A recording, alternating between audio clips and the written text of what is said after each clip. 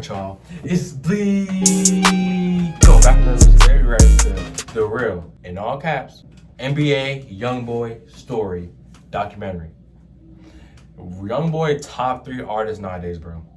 If you got a problem with it, tell me in the comments, because he's top 3. I don't care what nobody say. This has been my reaction to the video. Like, comment, subscribe, share the video. Road to 1K subs. We almost there. All that good stuff. Let me know in the comments what videos y'all want me to react to, what videos you want me to do. It don't gotta be reactions.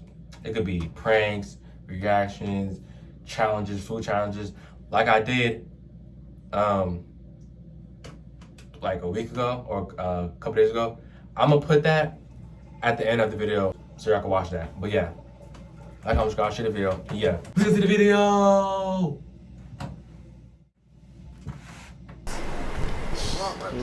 In this particular place, it was hard. It was hard for real. We ain't really had much now.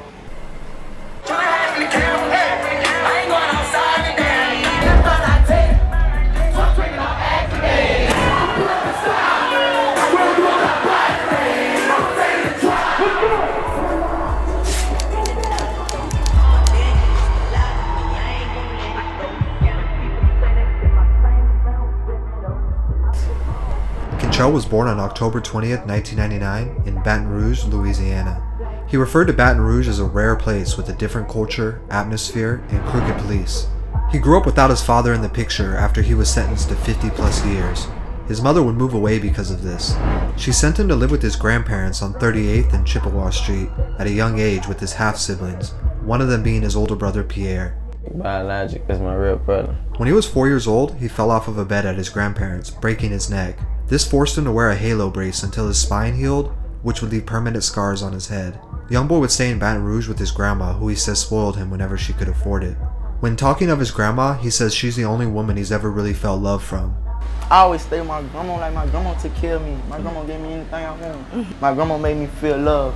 And when she died, I ain't never felt that feeling again. Only time I ever feel love is when I walk on stage. Growing up, he was closest to his older brother Pierre, who would have a Damn. That's deep, I ain't gonna lie, bro. have a lot of responsibility, being the oldest of 10 siblings and half-siblings.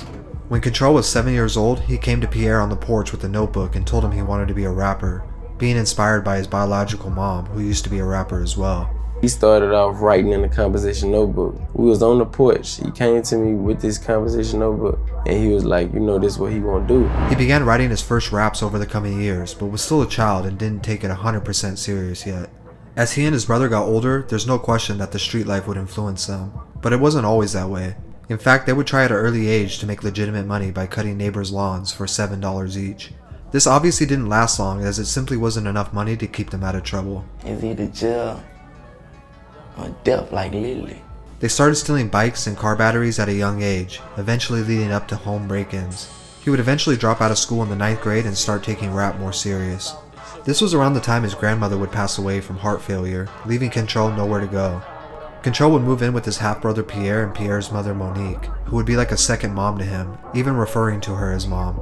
At 12 years old, Pierre and Kentrell would be having a conversation about life when Pierre told him not to worry, we're never going to be broke again. This conversation would lead to the beginning of the NBA slogan, starting with just the two of them and then expanding to his cousins and younger brothers as well. Monique, who saw the hard work they had been putting in, would fund their first official studio session, and also help them buy a microphone from Walmart. Looking up to other Baton Rouge rappers like Lil Fat, Fredo Bang, and G Money, who was one of his first mentors, he started to craft his style. Wasting no time, YoungBoy put his first official song out on YouTube titled For a Reason, and you could see his potential even this early on. YouTube, the only platform that I could just run to and drop and let you, you know, just get whatever it is, like ASAP. Pierre, better known as NBA 3, would take the role as manager in all things business. He started printing over 1,000 CDs of YoungBoy's music and passing them around Baton Rouge. This gave them their very first but also small fan base. Soon as YoungBoy was really starting to consistently make music, he would have his first run-in with the law, putting him in juvie for 6 months for a break-in. I ain't gonna say it was the best thing that happened to me, but shit, it helped me know my purpose. It helped me know what I want to do. While in jail, he had time to write raps and work on his lyricism, so he could be ready to drop music on his release. While 3 is promoting the music and doing the groundwork, YoungBoy would be released from juvie and drop his first ever mixtape titled Before the Fame, which was very fitting. Before Fame was really everything. That was like, it was the breaking point of the whole NBA career, like Never Broke Again itself. When it came to work ethic, he looked up to rappers like Jeezy and liked how he was known for dropping back-to-back mixtapes. He knew he wanted to do something similar by flooding the streets with music. He spent the next year dropping mixtapes and trying to build a buzz outside his local area of Baton Rouge, dropping Mind of a Menace 1, then 2, and later Before I Go. By now he's gained enough credits to start catching the attention of mainstream artists and a much wider variety of fans, reaching outside his home state.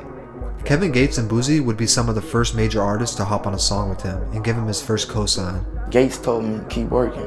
Boosie, he just told me he could show me some things. As well as Meek Mill, who is said to have been one of the first people to discover him and give him the name YoungBoy early on. In October 2016, he dropped his breakthrough mixtape 38 Baby, which should really be considered an album for how well put together it was. The tracklist included one of his breakthrough songs, 38 Baby, which would later earn him his first gold recording plaque. With the success of this tape, and a little buzz off some rap beefs, it would put his name into a whole new audience of people, gaining him a ton of new fans. Although he was only 17 at the time, his music sounded like it was coming from someone much older because of how raw, spiritual, and emotional it was, which we can trace back to his very real childhood. This would be enough for him to catch the attention of multiple major labels, who would soon be calling. He would also officially change his name to YoungBoy Never Broke Again to avoid any issues with the National Basketball League, although he's still considered NBA YoungBoy to everyone else.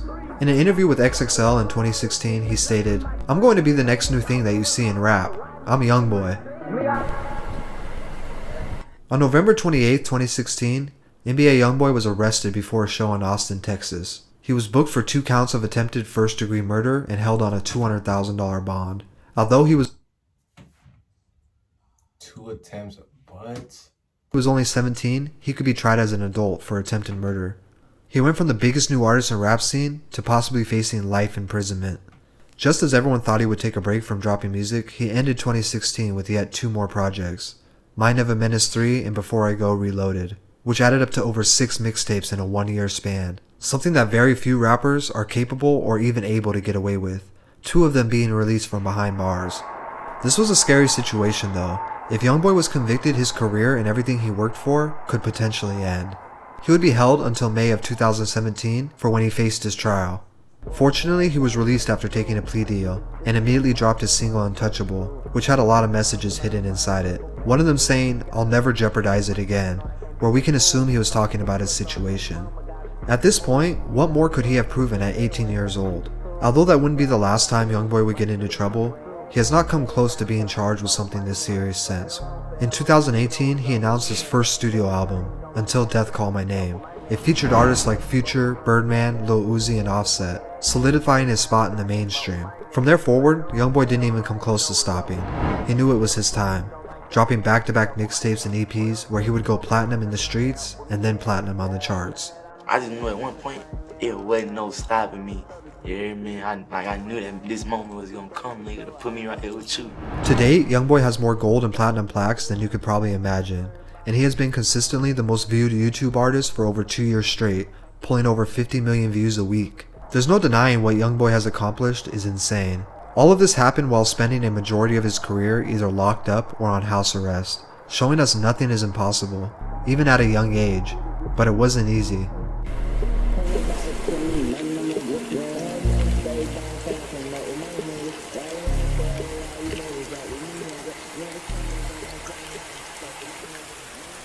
Damn, that's crazy. That whole video was just so motivational, so inspirational, bro.